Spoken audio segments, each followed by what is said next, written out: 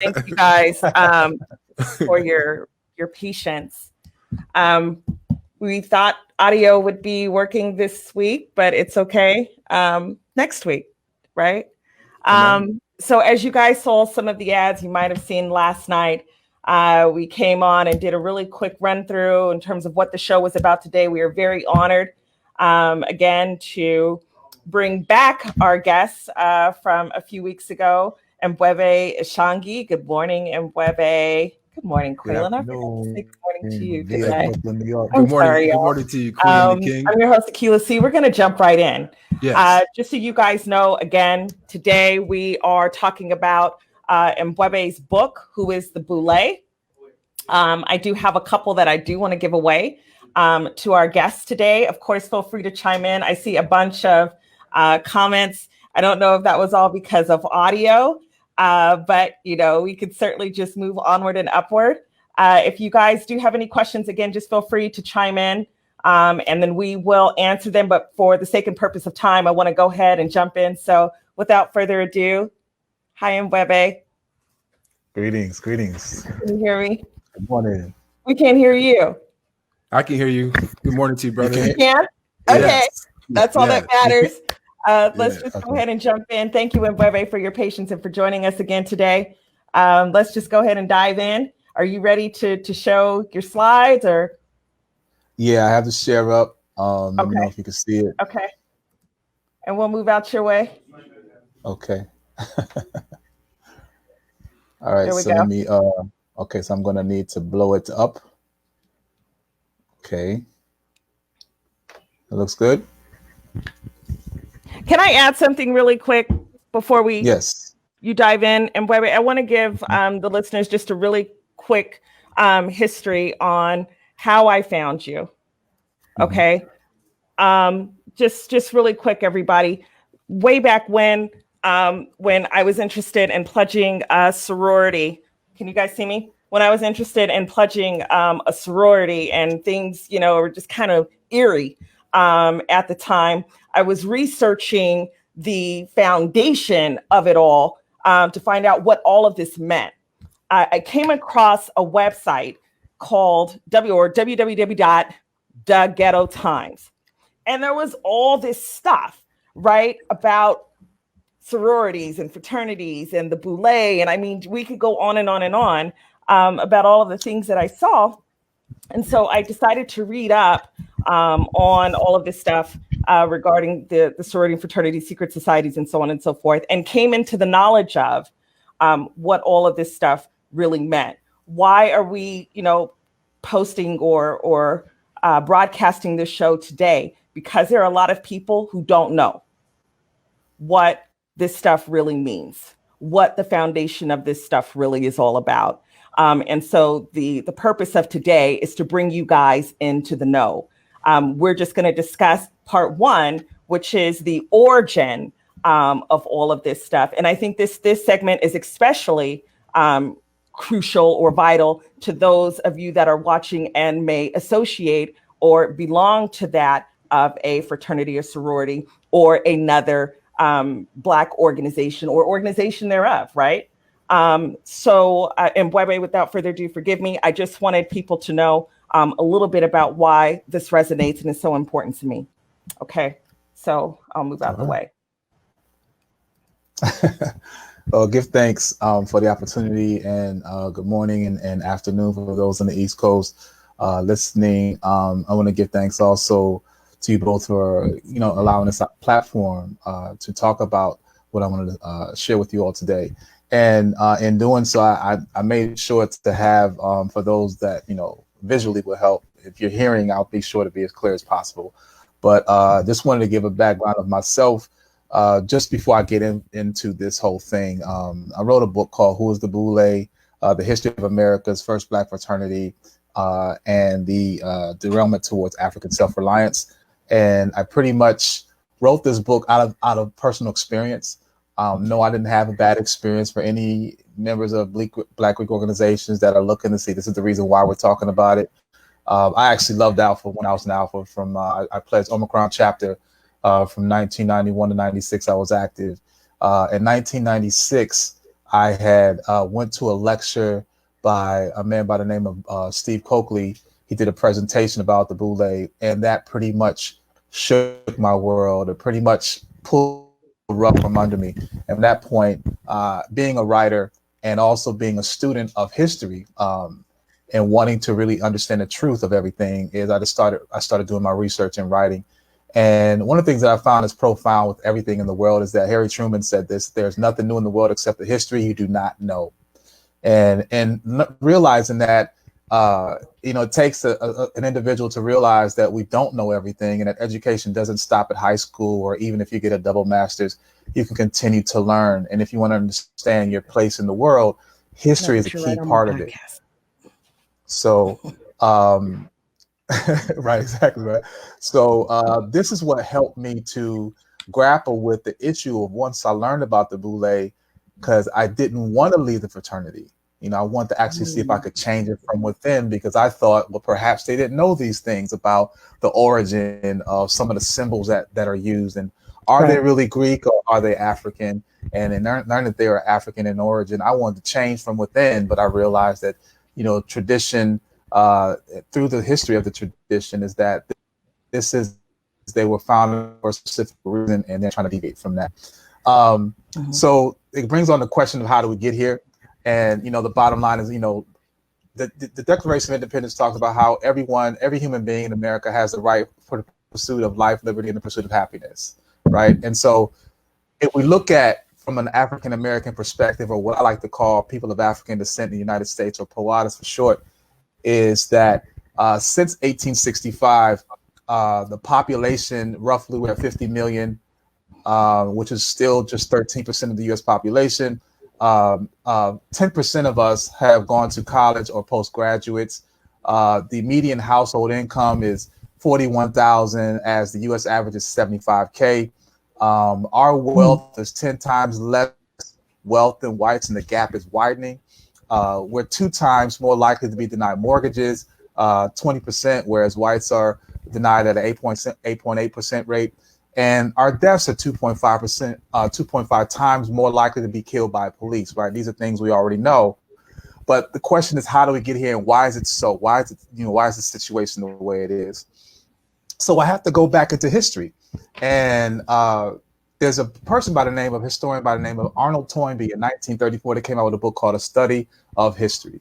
And he quoted and said, quote, "When we classify mankind by color, the only one of the primary races that has not made a creative contribution to any of our 21 civilizations is the Black race." So we see right here in the early 1930s, right when we are a few generations out of emancipation, that there is this continued onslaught of the colonization of education and information. I learned from African historian Asa Hilliard that when you want to study history, you have to do it in chronological order. If you don't do it in chronological order, you're going to get kind of lost. So if you do it in chronological order, you can see what else is going on in the world. Winston Churchill has said this quote, that history will be kind to us, for I intend to write it. I do not admit, for instance, that a great wrong has been done to the Red Indians of America or the Black people of Australia. I do not admit that a wrong has been done to these people by the fact that a stronger race, a higher grade race, a more worldly race, wise race rather, to put it that way, has come in and taken their place. So this is important because in the pursuit of happiness, right, we're all going for this pursuit of, accolades. Obviously, but the bottom line is you want to have money, right? And money brings status. It brings sustainability. Well, how do you go about getting money? Well, you have to get educated, right? They tell you to go to school, you get a degree, and then you get a job, and then be able to take care of yourself and your family. Well, the thing is that in addition to that, the pursuit of education, culture is a big part of all of that.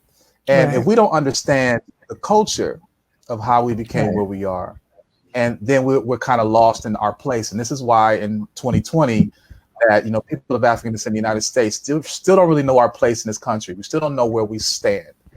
So it stems back. If you want to talk about dealing with an issue, you don't clip off the twigs. You have to go to the root. So we're going to dig deep in this series. And today we're going to kind of go to the root of it all, because if we deal with the root of it all, then we can realize how we can prune this thing and make it to where it's going to fit for us and for everyone else. So we go back to colonization, and you got to look at Alexander, and I call him the not so great. You know, in 332 BC, he invaded Egypt, which original name was called Kemet. It's called land of black people. That's what Kemet means. And up to 400,000 papyri, or books of knowledge, were stolen and plagiarized. So if you ever heard of the Egyptian mystery schools, this is where the world used to come. Timbuktu, they would come here to learn about all of the arts and sciences, agriculture, law, astrology, mathematics. These things evolved out of Africa. And there was a huge library of information there that was taught in the Egyptian mystery schools.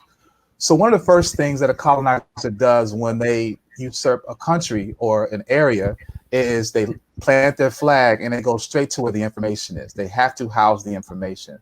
So they took this information and then they moved it over out of Africa and into Greece, and they created the Library of Alexandria, named in honor of Alexander. And they put all this information, all these papyri in there. And for a period of up to 525 AD, Justinian I ordered the closing of the last Kemetic temple. And for 1,300 years, there was no writing about history. It pretty much was a mandate of no writing about history. And that was because they were trying to decipher this information that was written in metal netter or hieroglyphics. So in 1822, 500 years later, is when the Rosetta Stone was found. And once the Rosetta Stone was found, it opened up the door to being able to learn about the Egyptian mystery schools. So can we go back 1 second? Can I just jump in 1 second? Okay, so tell me, what is the Rosetta Stone? Because when I think of Rosetta Stone, I'm thinking of, learning new languages. So can you just give us the Reader's Digest version of the Rosetta Stone? Yeah. Okay. And technically, the Rosetta Stone, it's kind of the Rosetta Stone today, where it's like, you can learn Spanish or French or whatever real quickly. Right. The Rosetta Stone in origin was the same thing. It was a slab of stone that found the writing of Medu Neter all the way down to Latin and to Greek writing. So it was a translation. So it enabled people to go back and learn about the history. Because if you think about, if you go to Egypt, you see all of the glyphs that are on the walls. Well, no one knew what it meant. Right. So once the Rosetta Stone was founded, it translated, enabled them to now speak at that time, it was Greeks or Latin, to translate the writings of our ancestors. Got it. Okay. Thank you. Okay. And so the next thing is that it wasn't in 1954, George D.M. James came out with a book called Stolen Legacy. Stolen Legacy is probably the most profound book that anyone should ever read if you want to understand how the things have become the way they are in this world. And it's to sum the book up, he pretty much stated that Greek philosophy is stolen African history. He proved not only that the Greeks went in and stole the information, and this is where we have the hijacking of African history. John Henry Clark, historian, said that Europeans have claimed the non-African creation of Egypt in order to downgrade the position of African people in the world history. They have laid the foundation of what they call Western civilization on a structure that the Western mind did not create. And the thing is that it's really a modern thing. It's not like the original Greeks were out to hijack our information.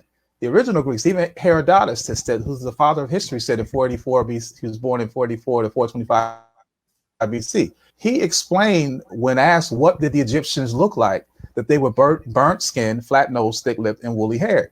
So they knew that the original people in Egypt, not the ones you see today, but the original people of Egypt were very dark-skinned African people. And the fact is, we're taught that Egypt isn't even in Africa, but it is in Africa. We're told it's part of another part of, it's not a part of the continent.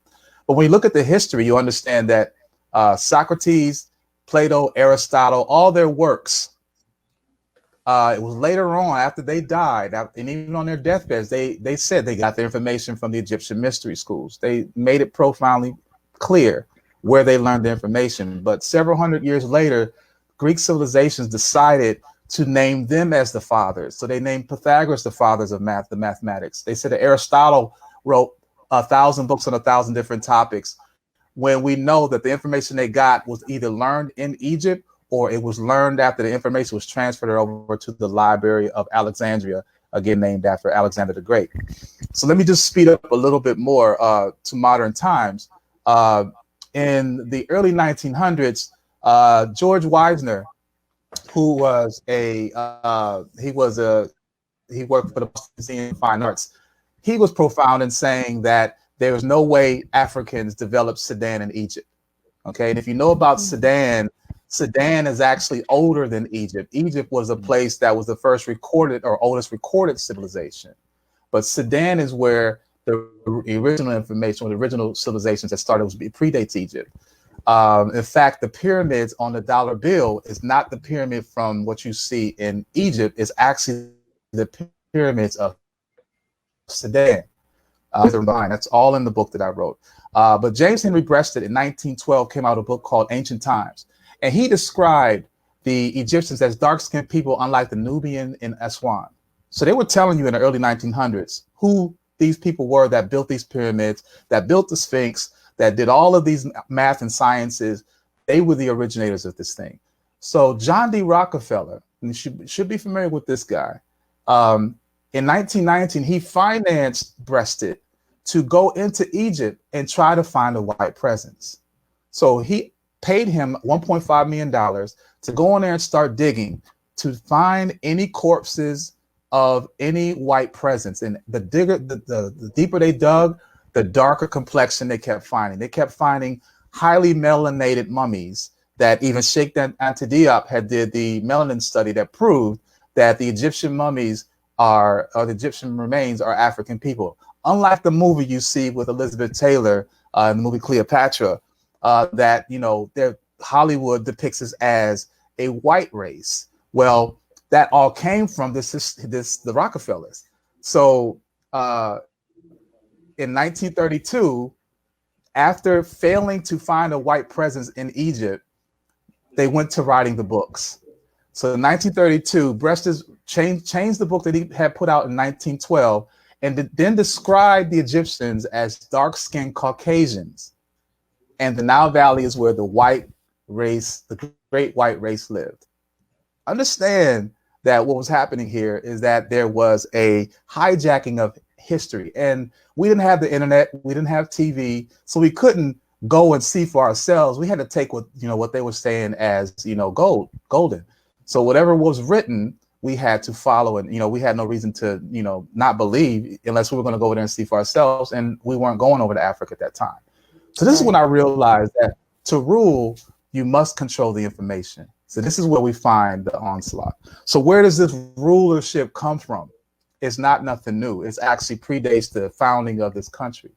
If you go back and look up May 1st, 1776, there's a scene on the back of the $2 bill, which is the signing of the Declaration of Independence, right? On July 4th, 1776. But on May 1st, 2 months prior to that, in Bavarian Germany, an organization was founded called the Illuminati, founded by Adam Weishaupt. And coincidentally, and when you study history, there is no such thing as coincidence, is that in the North America, the very same day, May 1st, 1776, the Luciferian doctrine was found. And the Luciferian doctrine is where we find 50 of the 56 signers of the Declaration of Independence, again signed July 4th, 1776, met 2 months prior to pledge their allegiance to Lucifer with the Luciferian doctrine. Okay, so it's not a coincidence that on the same day, mind you, again, there's no internet, there's no phone, there's not really even a telegraph. So there's no immediate communication that we know of today.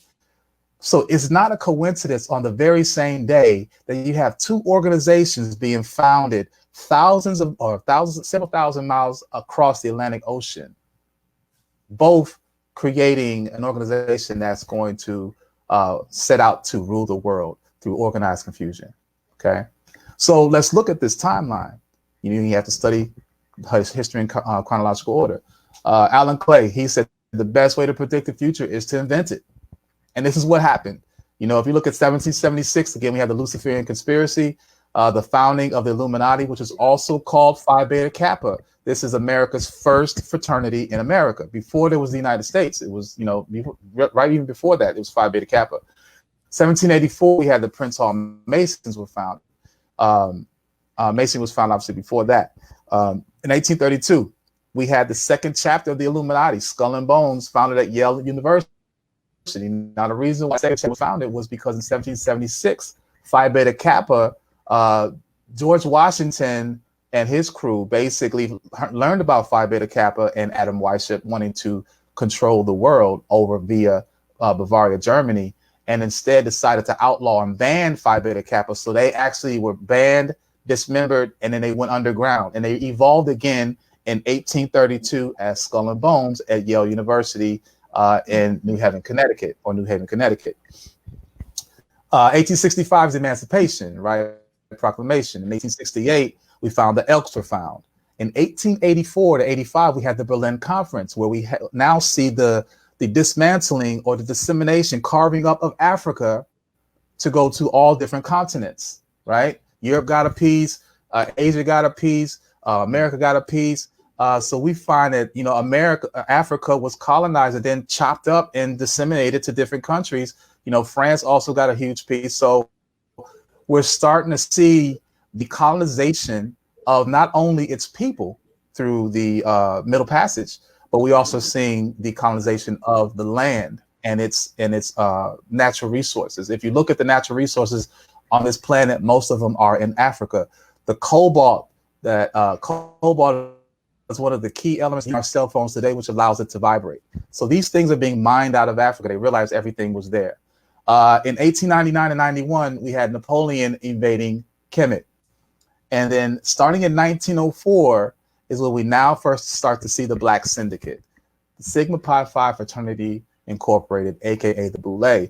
And from there, within that first decade, we see the organization of, or the creation of Alpha Phi Alpha, Alpha Kappa Alpha, the NAACP, the Urban League, Delta Sigma Theta, Phi Beta Sigma, Zeta Phi Beta, Sigma Gamma Rho, Jack and Jill America Foundation, and the United Negro College Fund following suit. These are all 100-plus-year-old organizations that were put in place to allegedly represent us. But when we look at, again, the stats I said in the beginning of where we are in this world, they're not working in our favor. And it's designed as such. There's something you want to say? Can I ask you a quick question? And Webbe, Sure. if you go back to the timeline, you showed where Napoleon had invaded Kemet, right? So what did that entail? Was that where all of the libraries were burned? What happened during that time? Just really quick. So, yeah, real quick. So in Napoleon, you know, one of his big things was about, you know, and just like a lot of other Europeans when it came to Africa, was to colonize it and take over because they knew that there was an abundance of wealth there. One of the first things that Napoleon did when he made it to Egypt is he saw the Sphinx. And the Sphinx, not the Sphinx as you see it today with the nose chopped off and the lips and the chin is gone. But what he saw was the actual figurine. And he saw that this face was an African face. And it had very broad nose, African nose, thick lips.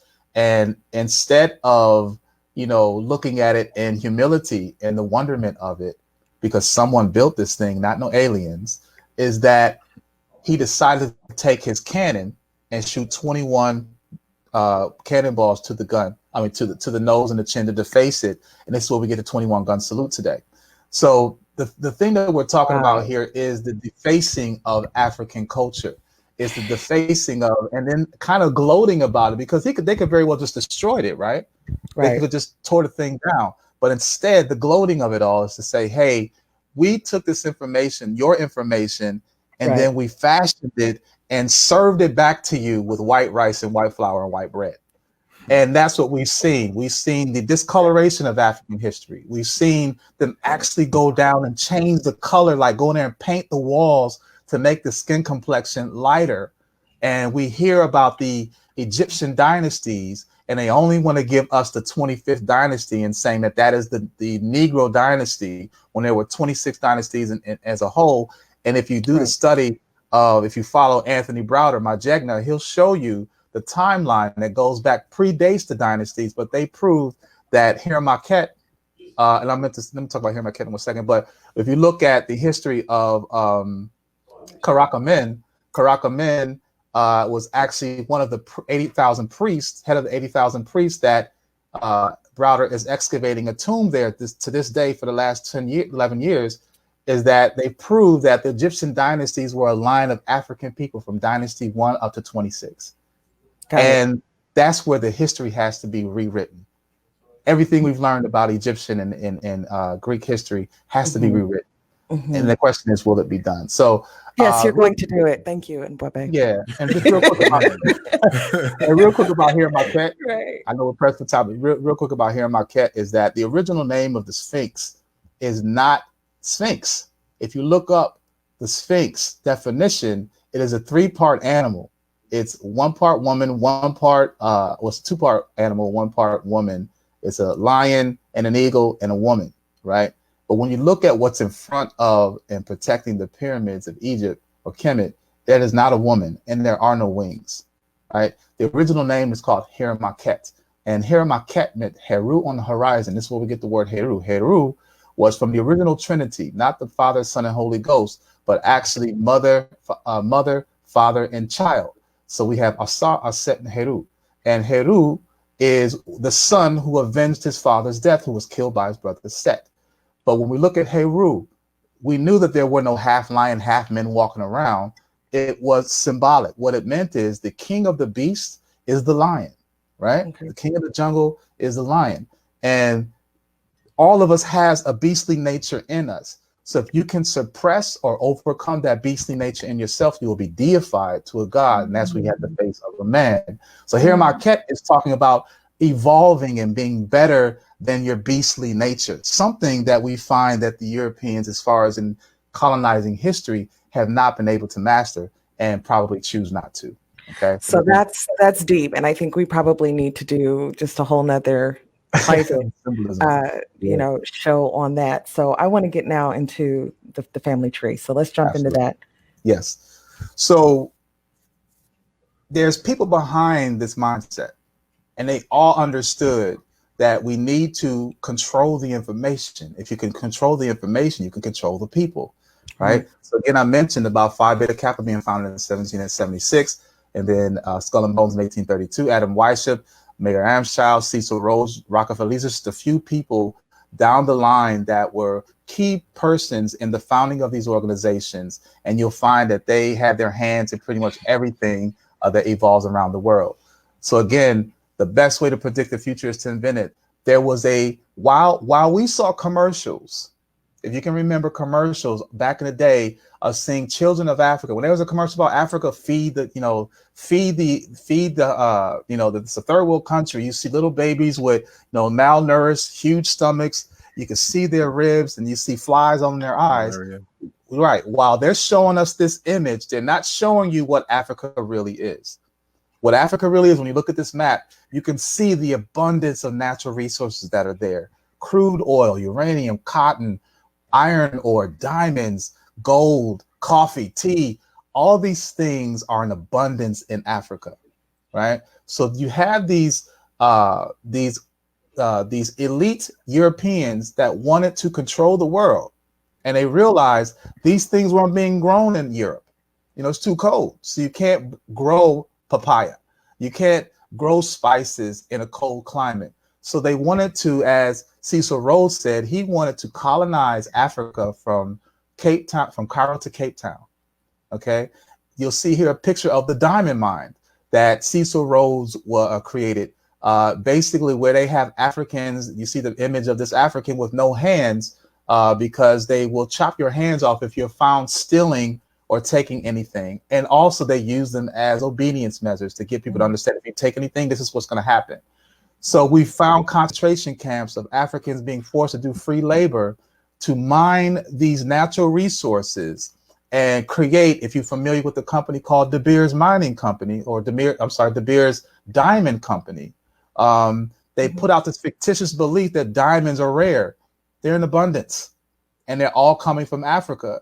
And they're being stolen from Africa. And we have these European multi-billion, trillion-dollar corporations that are stealing these things from our country.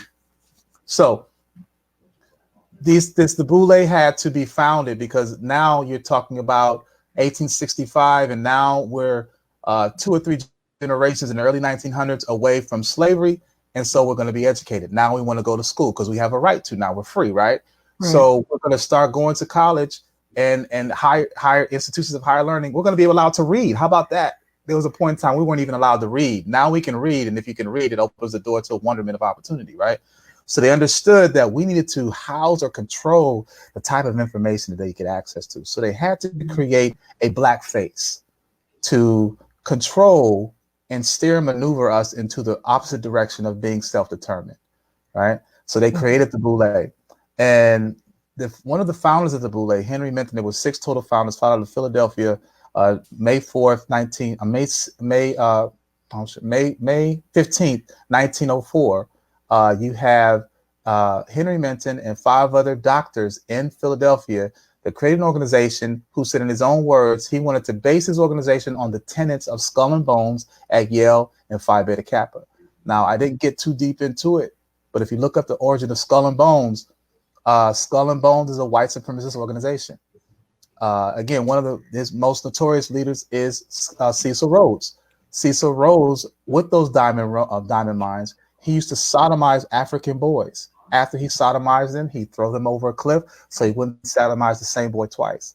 So there was this rape and pillage of not only the people and the natural resource from the land was also prominent, and it's still happening today. Okay, and these companies are now basing their wealth on the atrocities that have been done and continue to be done to this day. So from this family tree, we see that from Sigma Pi Phi, which was the first, really, I would say, organized organization in America for Black people, following that, you see a creation of, you have your Black-led organizations, as I mentioned earlier, started in 1906, but then you also see the creation of HBCUs. You have, again, the organization of the NAACP, the Urban League, Jack and Jill, United Negro College Fund, right? All these educational institutions, right? They have this vested interest in controlling the type of information you get access to. They dare not want you to learn anything about Marcus Garvey, right? So who really founded these Black organizations and why? So I just want to talk about 2 of them. NAACP, the National Association for the Advancement of Certain People, as Steve Coakley used to say. They were not founded by Ida B. Wells and Debbie B. Du Bois, as most of us think. They were founded by 3 Jewish spies, Stephen Wise, Jane Addams, and Joel Spingarn, who was a U.S. military, who worked for the U.S. military intelligence. And Joel Spingarn is key because there is an annual medal that's put out every year called the Spingarn Medal. And when you look at who's received the Spingarn Medal, most of its recipients are members of the Boule. Okay. One thing that the NAACP did that people aren't familiar with is there was the anti-lynching bill that was started out. The campaign was started out in 1910, but the bill was not passed until 1959, 50 years later. So what we find is that over that period of 50 years is that it served as a lookout, so to speak, for white organizations. J. Edgar Hoover was huge on trying to find the next Black Messiah. And they needed to monitor the Black community because, you know, the Black Lives Matter, what's happening today isn't something new. We have been fighting against atrocities since emancipation, prior to emancipation. Right. So they needed to keep an eye on who was organizing, who was trying to self-determine. So the NAACP served as the perfect clone to make you think that they're there to help you. You have people that come to the NAACP asking for help because we're being lynched. And then the NAACP in turns takes that person's name or number or an organization and reports it to the US government. They did that for 50 years. And in 1959, they finally passed the anti-lynching bill, but you know, lynching was still going on. So can you give me just a moment, Mbwebe? Sure. So for all of our listeners, KCAA 102.3 FM, 1050 AM, 106.5 FM, we invite you all to join us on our social media platforms, Facebook, Twitter, Instagram, LinkedIn, Apple iTunes, Spotify. We're going to keep this going. We've got about 5 minutes left on the radio broadcast, but we certainly don't want to interrupt today's lesson. Again, forgive us or forgive me for the technical difficulties that we had this morning, but we want to divert your attention to join us on our social media platforms. Also, YouTube, forgive me. And we've got just a few more minutes via radio, but Mbwebe, please continue with the lesson. Okay. Thank y'all. Okay.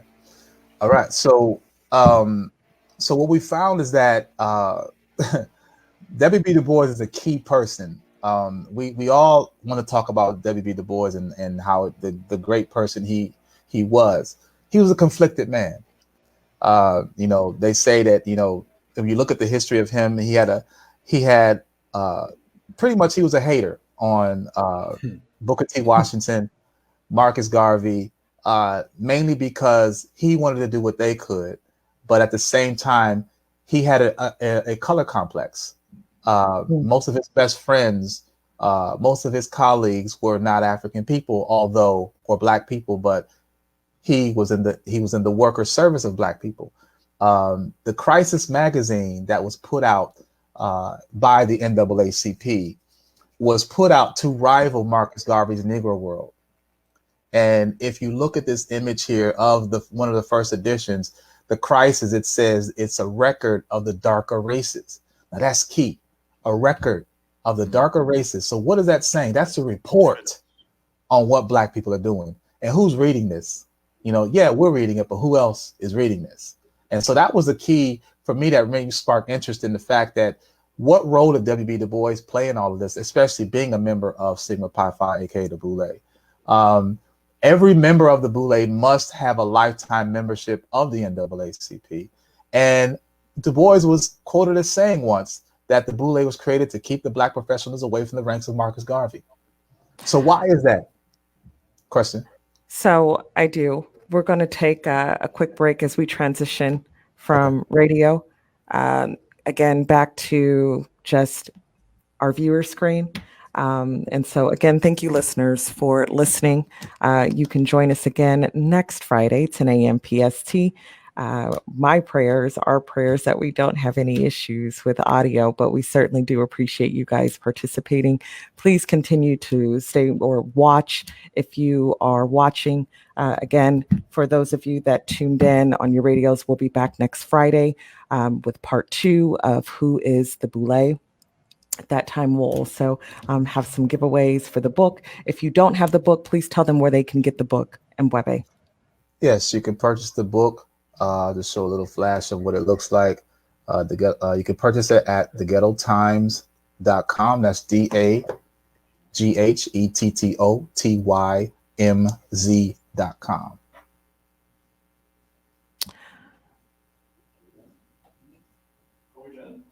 Almost.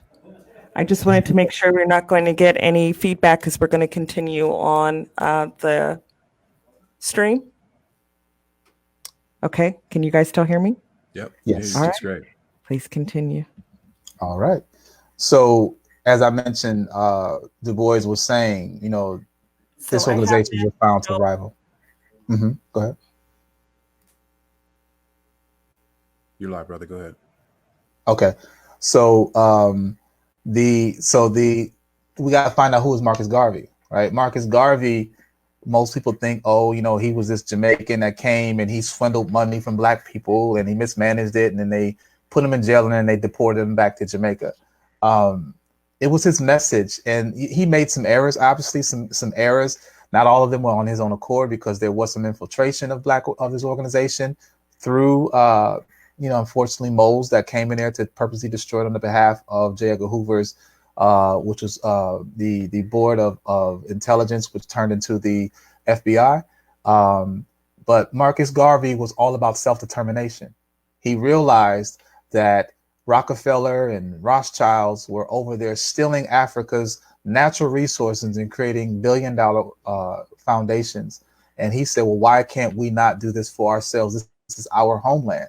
So you have to understand that there was a huge investment or there was a huge potential problem if emancipated Africans who were now being educated, getting college degrees, to be exposed to a Marcus Garvey, because then they would take their talents to self-determine and do some things on a more global instead of American scale. So that's why we still even today have this fight about, well, I'm American and I was born here and I don't affiliate with anybody else. Even though they look just like your cousin Cordell in Africa, we don't connect because we've been told that, one, they're less than, they're a third world country, they live in huts, they can't speak, and they smell and all these type of things. This is what was put out by propaganda. We didn't start these stereotypes. The stereotypes started from somewhere. Again, going to the root, not talking about, the common things, because we call ourselves the N-words and all this stuff today, but it has an origin, and the origin starts with the dissemination of false information of African history and African people and how we got here in our relationship to the world. So Marcus Garvey was about self-determining, whereas W.B. Du Bois was about assimilation. Booker T was also about doing for self. So we find that at that same period, there was this huge focus on, again, controlling the type of information we have access to. They didn't want us in their schools and in colleges, so they created HBCUs, or historically Black colleges and universities, right? Who funded and founded these organizations? It shouldn't be a coincidence when you realize that Julian Rosenwald and John D. Rockefeller were behind it. They created the Push Foundation in 1922, which became a breeding ground to divert Black people from wanting to think about the actual pursuit of life, liberty, and pursuit of happiness via education, via which will free yourself. Instead, said, hey, you're going to be the talented 10th, and this is going to rival Tuskegee. HBCUs were created to rival Tuskegee University, or institute at that time, which was founded by Booker T. Washington.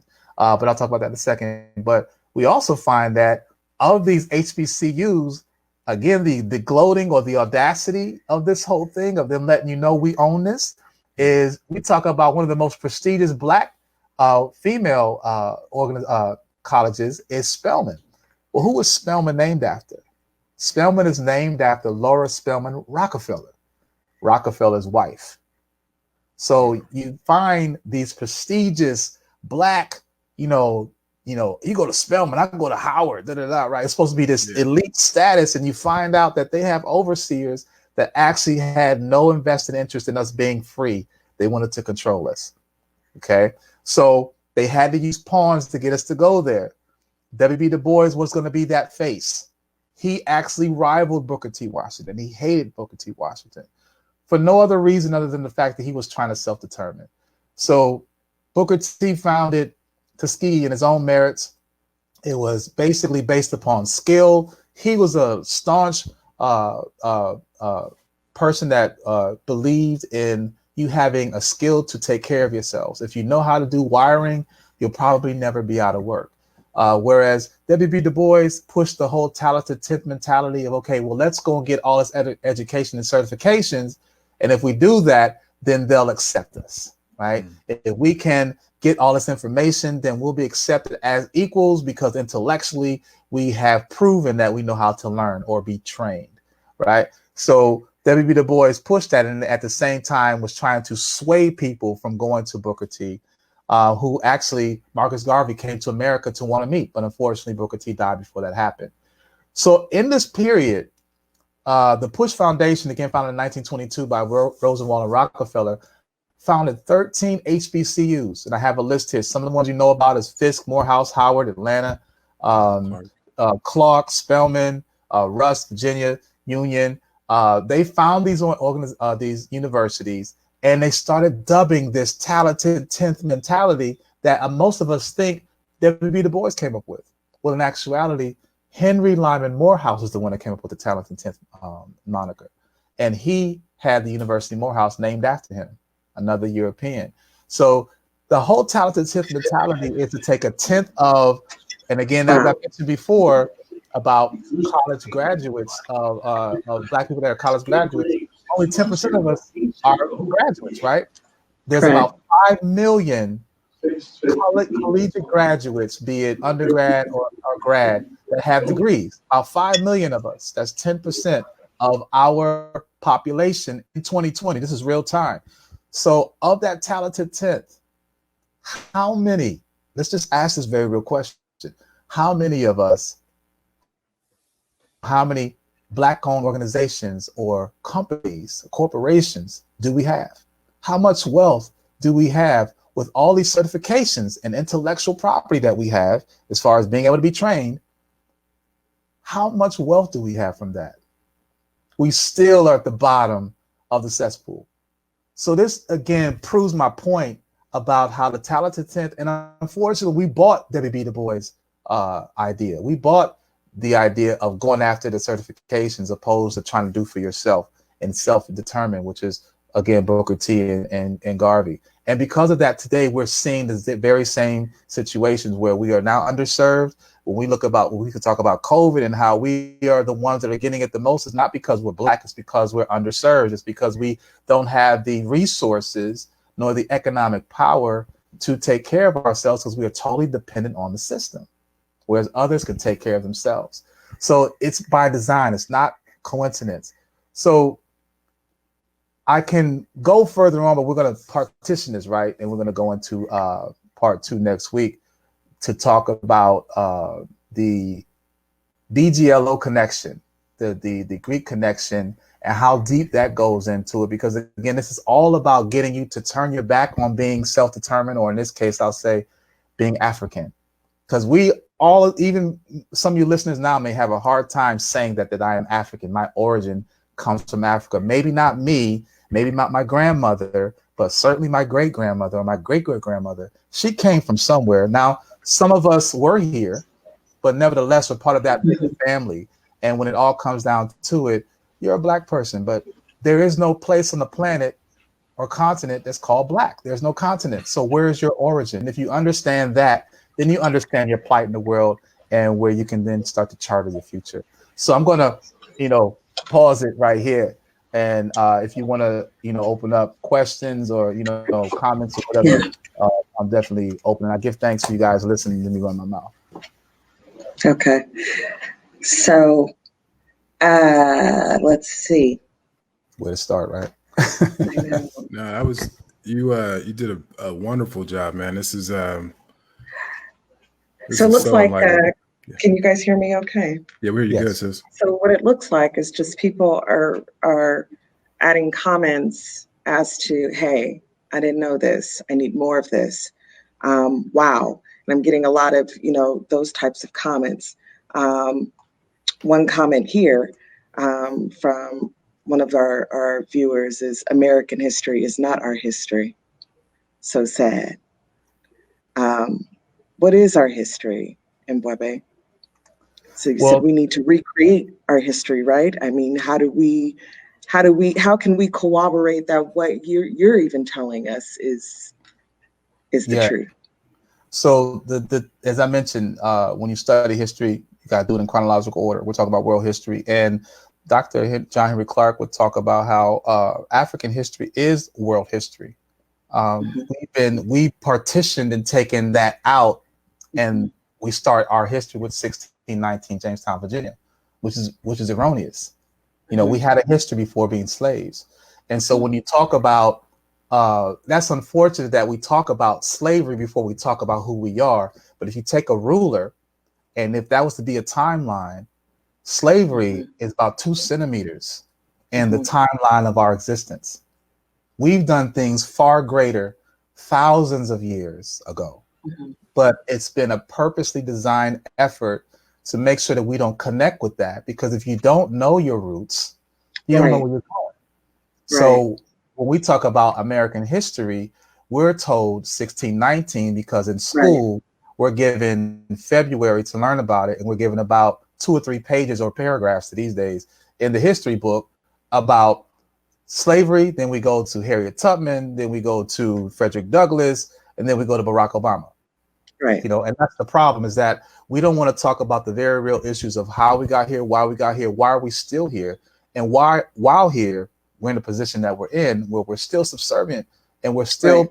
impoverished. We're still deprived of the very same accolades that the Constitution says: the pursuit of life and happiness. Why is it so hard for us to have this type of thing when we are considered human, but in most cases we're still 3/5, which was in the Constitution? So we have to understand that history is not what we've been taught in school. That's why you have to actually have two types of education. And unfortunately, reading has become kryptonite to us, where Right. you don't want to look at the books that have those words. We need some pictures. We need a 3-second YouTube clip. Just give it to me quick. And when you get it quick, you lose the flavor of what really happened. So you don't understand truly where you are or where you stand in the world with everyone else, why they see the way they see you. And I think that that's the key, because if you want to understand your identity, you have to understand who took it. But one of the first things they did we have the Middle Passage, and where some of us were dropped off in Brazil, South America. Some of us were dropped off. In fact, more of us were dropped in the Caribbean than in America. But there's one thing they did in America that was different. Those of us, our ancestors who were dropped here in America, they took away not only our names, because when you're on the slave ships, the first 2 people were called Adam and Eve, and everyone else was a number. So you lost your name right there. Then second thing is when they took away is the drum. They took away the African drum from us. And that was a way of communication. That was a way that stories were told.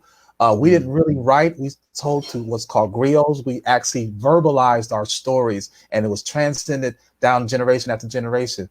That was cut off. So that's why we didn't understand that when we want to do a lineage of our family tree, that if you get to 1865, or rather 1619, you hit what's called the wall. And the wall is where you can't go any further than that, because there are no records, because we were numbers back then. And even before that, when we were in West Africa and before we put on the ships, we were brought from all parts, northern, eastern, southern Africa, and we trekked to West Africa to the synagogue castles, slave castles, before we were shipped out. And we were grouped with all different tribes. So you weren't even with your family. You were people that were speaking different languages, but were African, but were different languages. So there was a communication gap. Right. And then you have this 3-month voyage. If you are able to make it, over 1.5 million Africans perished during the Middle Passage on sea. And be it through verbal acts of obedience, meaning they would tie Africans up and put a big boulder and push it over, and everybody would slide down, or some committed suicide. They didn't want to experience this thing, and they would just throw themselves over. It's been said the stench of the slave ships was so strong that sharks would follow it for miles, because they knew that there was going to be a body flipped over, and they would eat it. So we have to understand that this atrocity that has been done on us is far greater than any Holocaust, than any other race have experienced, and ours is still ongoing. It's still happening. So I have a question. You know how they have that those genetic tests, those DNA tests, you swab your mouth, and then they're able to say, hey, you're 10% Cuban, you're 20% African, you're 12%, Sharpei. I mean, I don't know. Sharpei. But are those things accurate? I mean, to tell me that I'm 50% Nigerian, right, or Eritrean, or whatever that is, how can they corroborate that? That's the word of the day. How can you corroborate that if we have no history? Right. So that's our origin, right? I'm so glad you brought that up. Yeah, I'm so glad you brought that up. Okay. So my shout out to AfricanAncestry.com and Gina African Page. Ancestry. Yes. So you have not Ancestry. You got Ancestry.com. And those are the ones that give you the alphabet soup of, you're part of everything, right? And they basically, you have to look at the science behind it. So the reason in a nutshell, and I would let Gina Page, you should connect with her, I can connect you to, is that the reason that African Ancestry was founded was because of the science behind it. Is they have DNA samples that are from Africa. So even though the history is found or distorted or can't be found, there's book burns and all that kind of stuff. DNA don't lie. So when you look at the DNA and they take these swabs and they do the analysis, they can find, now no, they can't find exactly what street I lived on in Africa. Right. I did it myself, but there's a paternal and maternal lineage, and the maternal is to be the more accurate one. I took the maternal lineage test in 2018 and found out that my bloodline comes from Cameroon. So I am part of the Toko tribe of Cameroon and Kotoko tribe. And so the beauty of it is that now I can go on a journey to Cameroon and find out what that is all about. Ancestry.com, however, I've had a couple of friends and family that have done that because they didn't know about African ancestry. And I did a comparative analysis. And you're going to get, again, an alphabet soup of, you're 10% Nigeria, 7%. And most of it is just West Africa. And the science behind it, the DNA samples are not from African-based samples. So the beauty of, and I will let Gina speak it better than I can, but African Ancestry has done its work. It's a Black-owned company. They're vested in Black people in helping us find our lineage. I would visit AfricanAncestry.com, take the test yourself to get both your maternal and paternal side so that you can find out the area and the origin of where you came from, because that's key. Because when you understand that, it creates a connection that's been severed for over nearly 500 years. And it's not to say that now you got to walk around and have a bone through your nose and a spear in your hand. That's a stereotype, right, that African people are like. But how empowering is it to know that I was more than a slave? How empowering is it to know that I didn't come here just to be beaten and maybe I am of lineage, not that we're all kings and queens, because if everybody's a king and a queen, there's how many kingdoms are there? If there's too many kings and queens, there's no people to serve. I'm a king, so I would say that we're gods and goddesses, but terminology, but the point is when people say, I get on people like kings and queens. Well, if everybody's a king and a queen, then where's the servants? Where's the people? Like, how many castles can you have? But the point is that we do come from something higher than what we've been taught.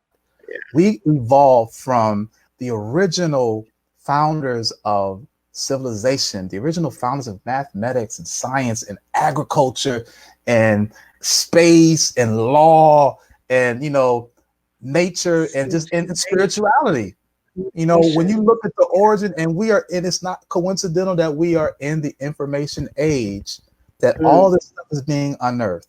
All of this cement that has been paved over the truth is now cracking, and these blades of truth in the form of grass or plants are popping out with information for us to learn that, hey, what we've been taught is lies. I have a question for you, brother. Mm-hmm. So I want to hear your thoughts. I mean, we live here in the United States. I mean, I did a paper back in the day. I don't know if it was high school or college about Marcus Garvey. And you talked about W. Du Bois wanting us to assimilate, right? Mm-hmm. And there seems to be a fear in this country around saying Black Lives Matter and having this, because we do have an identity crisis, not knowing who we are, right? Mm-hmm. And also being programmed to think and believe things about ourselves that's not true. Mm-hmm. But I guess I'm just wondering, how do we do United States without assimilating? You know what I mean? Because that piece, I feel like we're in a bad relationship with this country that's codependent. Like we needed all those services, all the government, because we didn't have our reparations. We didn't have, the education. There were so many things taken away, and there's just like this, and there's this tie and connection to having to meet certain standards. Right. So I'm just wondering your opinion about how do we do that living here, as it is, because, I don't know too many people that are trekking back to Africa because they're here, they're planted here, we're trying to make a play. How do we do that here and not assimilate? Because that's seeming to not work right at all. Right. So the thing that I've that's a great question, bro, is that the thing that I've had to recondition my mind and deprogram my selfish thinking is that, first of all, I'm human, right? And that I am of this planet, not just American, not just African, not just Caribbean. I am a human being on this planet. There are no borders. The borders that were put up were by men, right? So I think of myself as a global citizen, right, of African descent. And it doesn't matter where I'm at. You know, as Peter Tosh says, no matter where you come from, you're an African. Is that the bottom line is that when we look at ourselves from that perspective of, okay, it doesn't matter where I'm at, that I can do what I can do, especially with technology today, I can reach to our people globally. So I don't have to necessarily say I want to repatriate and leave this country. I agree with folks that say this is my home. But the thing is that we need to also understand that the dependency, there has to be I hate to use the analogy of someone that was on drugs, but there's a withdrawal that we're going to have to go through. We're kind of feeling it now because we've been slowly going through it because we understand that, denial. Denial is part of that, is that, no one's coming to save us, right? When there's a catastrophe, we're the last to get, if anything. Katrina's a good example. COVID is another example. We're the last one that someone's going to take. Exactly. So it's going to come upon, and I'm seeing it in the next generations, not to dump it on them, because we as older generations need to take account and follow, in this case, follow lead, is that they are disconnecting from the norm. And they're like, you know what, I'm going to do for myself. There have been more Black business startups in the last decade than ever. And that only mimics a cycle that happened. I mean, this is not the first time it's happened. Let's not just talk about Tulsa, Oklahoma, the Black Wall Street. Let's talk about the over 600 Black Wall Streets that were founded. Let's talk about the first Black Wall Street, was not in Tulsa, but in Seneca Valley, New York City, where Seneca Village, where today we have Central Park, was the first Black owned or Black ran city in New York, in America, that was infiltrated by Europeans, and then they put Central Park and blew the thing up. But my point is that we have it in us to want to do for self. The issue is that we've been taught, the conditioning that we grapple with is that someone's going to come and help us. Someone's going to come either, and I dare I say, from heaven or from the government, is going to come and take care of us. Well, you keep waiting, and we keep dying, and we keep falling lower and lower on the socioeconomic ladder. So the new generations are like, you know what? I see it already. And thanks to the internet, thanks to social media, they realize they're seeing what Garvey saw without having to get on a ship and come from Jamaica over to America. They're seeing it in real time what's happening in Nigeria. They're seeing in real time what's happening in America with how we are being treated. So they're saying, you know what? Why don't we start to think for ourselves? Because guess what? Everybody else is doing it. So we're the only one that's dependent on the system. I'm sorry. Go ahead and Bobby, finish your thought, because I want to ask you something with regard to your statement. Okay. So I was going to say that we've been conditioned to be the only race that thinks that our freedom has to be granted, instead of, you know what, I'm gonna go do for myself. Look at immigrants, look at the Asian Americans. They come in and they do what they do. Look at the Jews, they come and do what they do. They take care of themselves. We're the only ones that have not done that, because we have been taught to love everybody else and want to be included in everybody else's reindeer games, opposed to creating our own. Okay. I'm gonna take one foot off the soapbox. So, as you know, our platform, we identify with, or the Bread Lab Live, the Bread Lab Foundation organization. Live, of course, is just an extension of that, to bring the bread. Okay. And our foundation is that we are rooted, planted, or I should say planted rooted in Christ. Mm-hmm. So in hearing your point and saying that African Americans, if you will, we haven't arrived, or we are the minority, we are, forgive me, we aren't where we should be, where we ought to be. as a people, professionally, education-wise, educationally, so on and so forth. So you said, back to your point, and elaborate on that, if you will, but you said we're waiting on something to come from heaven, right? As maybe some form of hope, if you will. So elaborate on that for me, if you will, not to get into a debate about it, but I want to understand your point if Christianity is somehow an issue as to why we haven't arrived, if you will, as a people. Is that what you meant, or could you clarify that? So as with the book, Who IZ the Boulé, it talks about Black organizations as a whole. And I think that I use this analogy, right? Pro sports. Back in the day, when you were a coach, you coached a lifetime. Chuck Noll coached the Pittsburgh Steelers for 25 some odd years, whether they won or lost. They won 6 Super Bowls, but they had some very stinky years too. And he never had to worry about losing his job. Then came free agency in the 1990s, and they started hiring and firing coaches sometimes mid-season, right? Either going to get us wins now or you out of here, right? And we need to have the same type of mentality, because where is the result? Like, how many more generations do we need to pass this this heavy virus problem, or this heavy, is intergenerational. Each generation that starts out poorer than the next, the one preceding. So when we talk about organizations, I include all Black organizations, including our religious institutions, because I know this is going to probably make the C part, and people might be like, "Oh, I'm shutting them off now. I don't want to hear that." But the point is that if we are true seekers, no one is under scrutiny. No one cannot be under scrutiny. We can't look under the skirt of anyone and say, "Hey, what is your track record?" Now, I don't want to make it, because that's the thing. It can quickly turn people, start getting emotional. But as I mentioned, when I was in Alpha and I learned about the Boule, I didn't want to leave. I was mad. I was like, man, I'm not believing that. I love Alpha. I pledged 8 weeks. I don't want to get us up. But I had to sit back and assess that this thing is bigger than me, it's older than me, and it will live longer than me.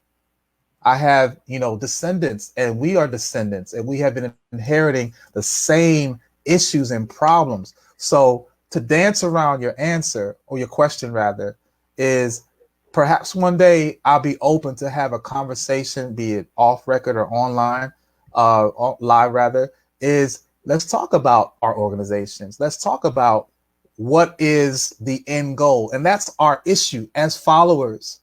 We don't demand a solution, a timeline solution. We don't say, even with Black Lives Matter, we don't have a what they call a memorandum or whatever it is, a list of action items that we want and deadlines. We're just saying we want to be free. Well, what does free look like? We're just saying we don't want to, we just stop killing us. Okay, well, stop killing us, but we're still economically deprived. We're still socially deprived. We're still in media portrayed as being villains and being lazy and shiftless and negative and hoes and pimps. So there's so many other things to deal with. And this is why I bring up Dr. Francis Creswell Singh and Neely Fuller's book concept of the 10 areas of people activity, or it's called 9 areas. And that's when you look at global white supremacy, and what they concentrated on is economics, education, entertainment, labor law, politics, sex, religion, and war, and Brother Kidi Awadu put it, health. These are 10 areas that we have no control over. And because we don't control our education, we don't control our entertainment, we don't control the food that we eat, because we don't grow it, that we are susceptible to what's given to us. We don't understand the African origins of spirituality and how the Nicene Council in, I'm gonna mess the date up, 323 BC decided, 323 AD decided that December 25th was going to be Christ's birthday. We don't want to talk about the very real things that happened in history because it don't feel good, because it's I don't want to believe it. I don't want to believe it. But we have to look, if you want to know the truth. And for me, I used to be, I was a practicing Christian. Nothing against anyone that does. To each his own. I don't judge. We're all on the Jesus. path. And that's beautiful. That's beautiful. And we all, no, for real, because Right. we all have our path. Who am I to judge your path? I have my path. As long as I can walk my path and you walk, that's fine. I think we're too quick to say you're wrong, but when you're pointing a finger, you got 3 point right back at you. Right. What are you doing? Why are you wasting time on trying to dictate what I'm doing? For those that are open for the bread, in this case, to talk about and sit down and share this information and be open to dialogue, we have to remove the emotion and bring in the diligence and facts. If we do the history, then at least you can let that sit, and either you're gonna, as they would say, chew the meat and spit out the bone. Keep what you want. One thing we're talking, and I'm looking at me, looking at you, black faces, and I feel like this epidemic is with our white brothers and sisters too, because they're all learned the same information that we have all learned, and we're all operating under these same terms or just historical untruths. You know what I mean? And one of the things that sticks out to me, as well as we talk about, this reliance, that we have, and this fear, it's not so much as it is waiting for something also to just happen. There's also like some people who are, are intimidated and afraid of us uniting, you know what I mean? Singling ourselves out to say that we matter. Another thing to me in listening is the freedom has to start within. You know what I mean? It has to be, this identity crisis has to, like, for me as a black man, to tell me that I have roots in a place where, my daddy's daddy was a mathematician. I'm like, I might be, I might make some different choices about myself. I might not want to, I might not look at my circumstances so much and be like, like I want to be what I see around me, which may be crime, which may be whatever that it is. I might, have a little chip on my shoulder because, when you said he's a king, there's the leniency, right? To that saying, kind of give yourself a little bit more than what you're being told, right? Mm-hmm. So seeing yourself, to me, is also knowing yourself spiritually. And when you are spiritually in tuned, there is a way for you to really overcome whatever circumstances, whatever, the propaganda, the media, the stereotypes, right? There isn't a reliance, forgive me, it really doesn't matter. But even the fraternity stuff, like I'm like, you don't need it, right? Mm-hmm. If you are not right within and feel insecure, like, your plight to success and your plight to having growth and just expansion just ends and begins with your ability to see yourself free in mind and spirit and choice, that free will.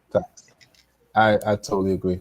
The thing for me is just realizing that, the path that you walk there's no, I think that we forget the journey. And I think that we're, again, taught, your education is going to be through school. You graduate high school, you don't really need to know no more. Or maybe you go to college, just learn that one field, get that degree.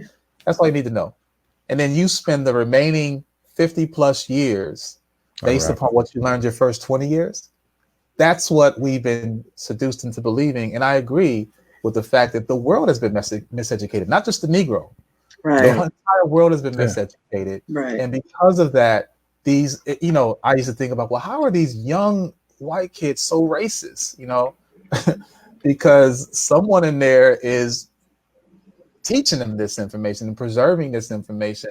You look at babies, they're not born racist. They don't see color. It's an institutionalized systemic mentality that has a global effect. It's prominent. Well, we could say it's prominent here in America, but it's other places as well, just as rampant. It just doesn't get the play, doesn't get the airplay. But the whole process, and this is why I talked about the information age that we're in of Aquarius, is that if people want to, if it's not us, we're gonna die off. We're not gonna be here forever. There's gonna be another generation following us, and they're gonna be all the more wiser. because they're looking at us and they're looking at examples. Just as we're looking at our elders and seeing their mistakes, and we're trying to improve on those mistakes, so are we being looked under a microscope to say, okay, these are things that you've done. Okay, let me switch this up, or let me do this differently. So I'm actually, as much as it may sound like I'm talking about a doomsday about us not knowing ourselves, this is actually beautiful, because think about it. 100 years ago, well, we didn't have internet, but if we did, we weren't allowed to even congregate to have this conversation. So we were not allowed. The only time Black people could get together was at church, and that was monitored by the overseer.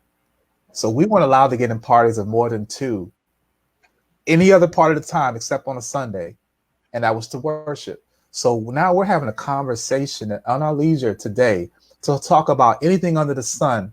And unfortunately, because of the dictation of education propaganda, what the media puts out that we should be doing, we're too busy TikToking or, talking about the latest dance or this woman cheating on that, these superlatives, these entertainers. And we're not dealing with very real issues. And I know it hurts. The very real issues hurt because we're in COVID, we're quarantined, right. We're deprived, and it's the fall. We can't get summer. Y'all out in Cali. Even pre-COVID, right? Yeah, exactly. But that's my point, is that it's being compounded now because there are more cases of mental disorders because of the cabin fever syndrome that's being created from COVID, that people are having a hard time dealing with reality. So they want to get away. So they will try drugs. They will, get on the internet and look at something unrelative to real life because they want to disconnect. But the thing is you have to come back to reality. You can't stay out in that world too long or you're going to die. Right. So the natural instinct to live is going to, I think it's a beautiful problem. It's a beautiful struggle, as Talib Kweli would say, is that we are faced with atrocities, but true character is going to come out of this, because we're being pushed to now think about being self-determined. We're being pushed there. We have to think about, should I start growing food? Because what if, there's a shutdown and there's no food coming to my community? How am I going to feed my people? We're being forced to. We don't want to think about it, but for those that are realizing that every day my stomach is going to growl, I better think of something. I better buy an extra gallon of water at least, or buy some storageable, perishable foods that have shelf life just in case. Those are moves towards becoming self-determined, because when you become self-determined, then you are at the seat. And as they said, if you want to determine the future, you have to write it. You have to, predict it. To predict it, you have to control it. Yeah, that's right. Education, it seems to me, when you spoke about this new generation, I just feel like there's still, that mess, the mess is still in the atmosphere. The wrong information is out there. But I do feel like we're seeing, because if you look at just where we're at, our parents, like it's very few of them that had college education. You know what I'm saying? And so now where we're at, and our kids and their kids, there's a time now where kids are more educated. And I believe with the education is giving more ideas, it's giving more confidence, and there's more rebellion against certain things. You know what I mean? That I think the uneducated, it doesn't have the confidence to confront these issues. So I'm optimistic for this new generation, the educated generation, who is getting enlightened by your book and by these messages and knowing who we are, because that's really where the change is going to happen. And there's more of us now getting educated. Prayerfully, I'm hoping that we're not all on student loans, and that's another conversation. But you know what I mean? Because I know some people. I know some people that they got PhDs and unable to they're not making PhD money. You know what I'm saying? Right. And so, but the education is power, which goes back to the lesson today that I learned today, as far as trying to control the knowledge and information. And if I might add one more thing too, is from a spiritual perspective, I would say that we're molecular, right? I'm gonna go off the tangent here. People are like, what is he talking about? But we are electrical beings. We're not just this physical. When you break us down, we are electrons, neutrons. We are elements, and these elements they take the physical form of who we are now, but they also are swarming around us. We're breathing it, we're exhaling it, And so what I'm saying is these are also memories of our existence. We are, as Neil deGrasse Tyson would say, we are star stuff, right? We're old. We're not 16, 19. We're not even 50,000 years ago in Kemet. You know, we're as old as the Big Bang, if someone want to say 13.8 billion years. Our experience, we're here. So what I'm saying is that if you look at the emissions of the air, for instance, like, you know, now I'm getting all crazy, but what I'm basically saying is that it is Friday. Go ahead and go for it. Right. I want to get metaphysical over here. Right. But what I'm saying is the memory of our existence has never left, and our ancestors' experience that memory.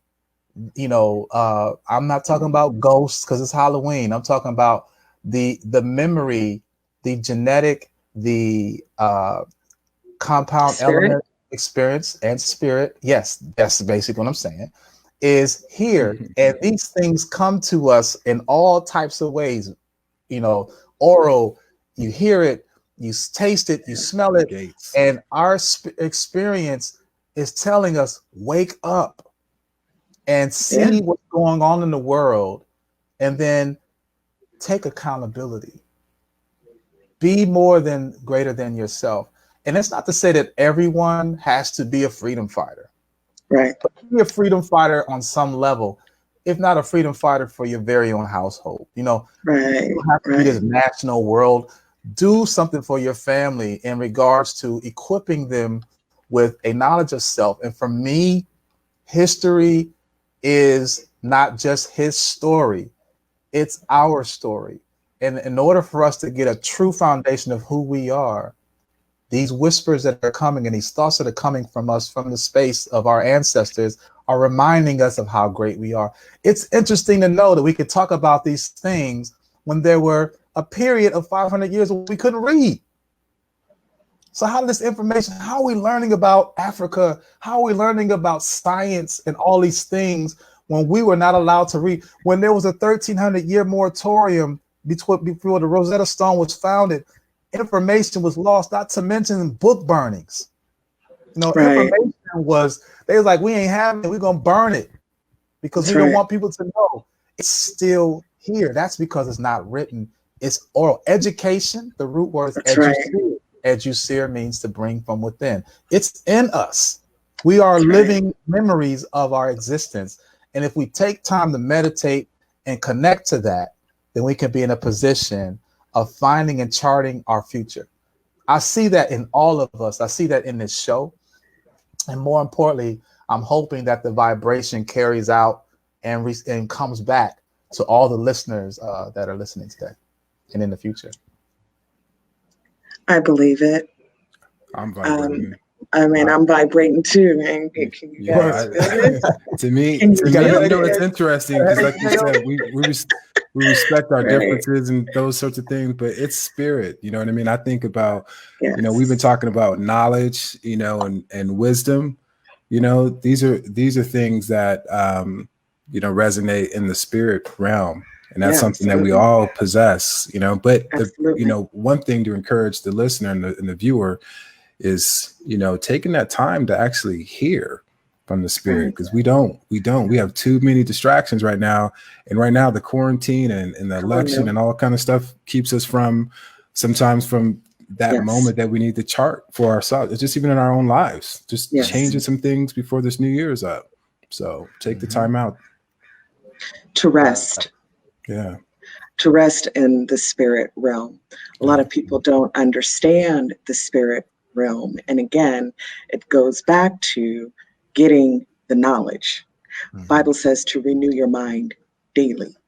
And so if you are not renewing your mind, if you are not seeking, if you are not asking, if you are not knocking, okay, and especially when I go back to asking for supernatural knowledge, wisdom, and understanding, you don't get it. Bible says, therefore, my people perish for a lack of what? Knowledge. So I think that, and I'm forever grateful to you, Mbwebe. I can't text you, email you, call you enough, to tell you. I'm gonna need a hug, bro. Because I'm telling you, I you've feel the enlightened me so much. vibration, Man, but I want like the after the COVID hug. I'm gonna hug you and tease you a little bit. You know what I mean? This isn't always. We're not always, talking about Jesus, if you will. Although he is all things. He's everywhere. He's with us now. Or the Holy Spirit, if you will. But this is information, knowledge, okay, for people who are in some of these circumstances, who know somebody that's in these circumstances, to say, hey, man, did you check out the Bread Lab today? They were talking about, the Boule and the origin. And man, did you know this, and that, and the other? Nah, man, no, check it out. You know what I mean? Get the book, read it, then take that book and then research his references. Right. And then take those references and research those references. Right. You know what I mean? And keep going. And share the information. This is all, y'all, the Bread Lab is just all about insight, fresh perspectives. And love, wisdom, that's about love too. Love. It's always about the love. We're all about love. But we want you guys to have as much information as we can possibly share with you. And of course, we're open to you guys inboxing us or sending us your comments, on the other hand as well. But again, you have to seek knowledge, wisdom, and understanding. You have to get into the mode of renewing your mind daily. We fall short of it. We begin to renew our mind at 8 and come 8:03, we telling somebody off. Distracted. We forget what we just read. What was that scripture again? What did he say? Or what did it say in that book? We are busy, like you said, Aqueelah. We've got too many distractions. Take a moment and rest. Again, ladies and gentlemen, we thank you guys for watching today. We are coming back with a part 2. I almost want to say we need to do another private show or something, let's log on tonight and just jump on and chat. I know you've got a lot of things to do, and Webe, as do you, Aqueelah, I'm sure, but I enjoy this so much. It's just so much information. It's food for your soul, to take in. But again, everybody, I'm trying to go back to this other screen. So y'all forgive me as I'm going through 5 million different screens. I just want to add one thing.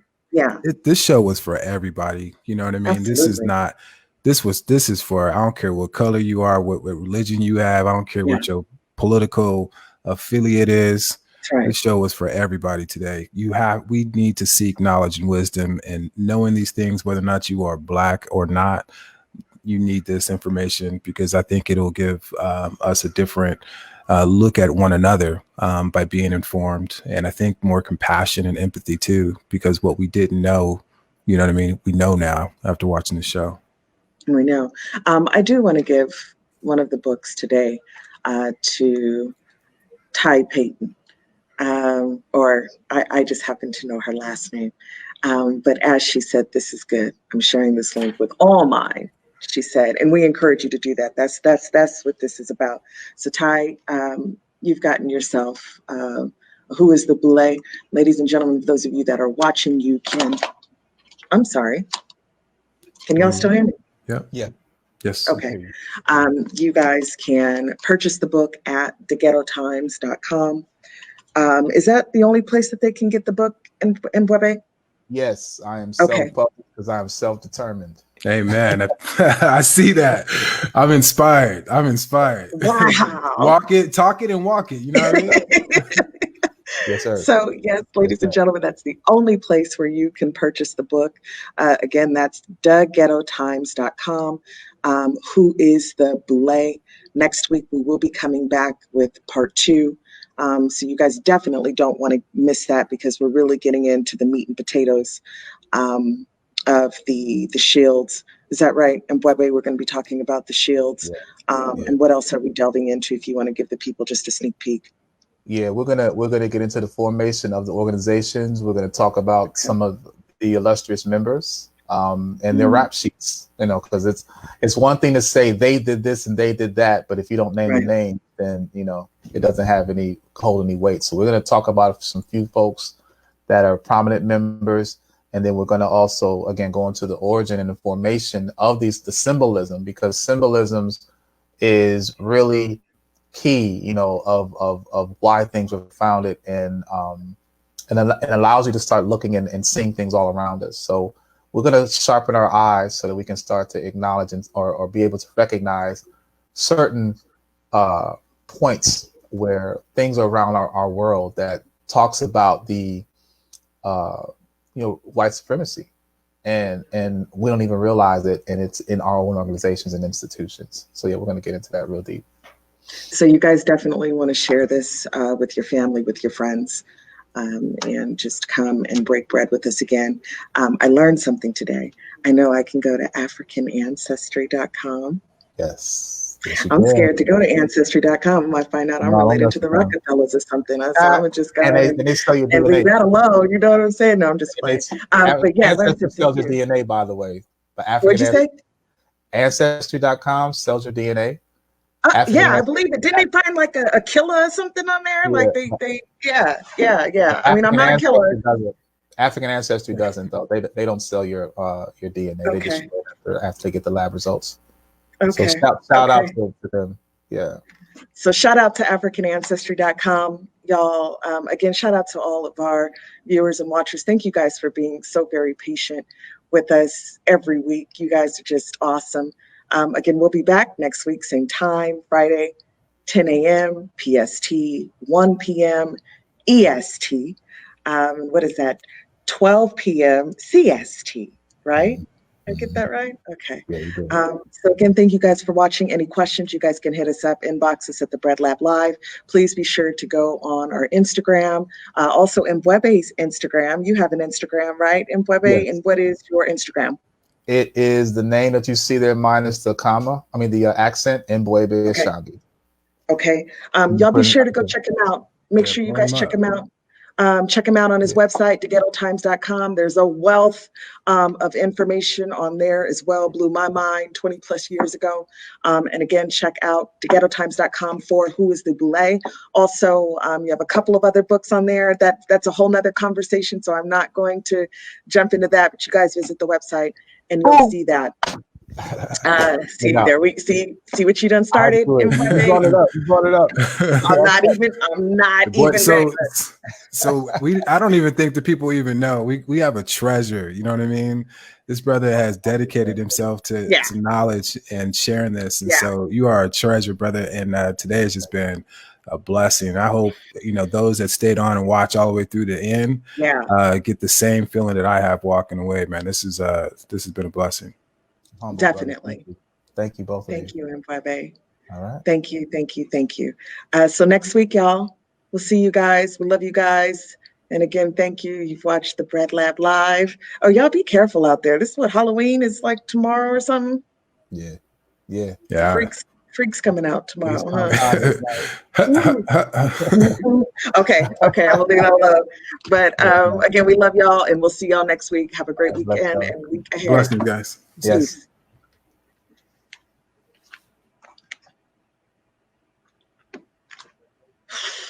So loud. We did it.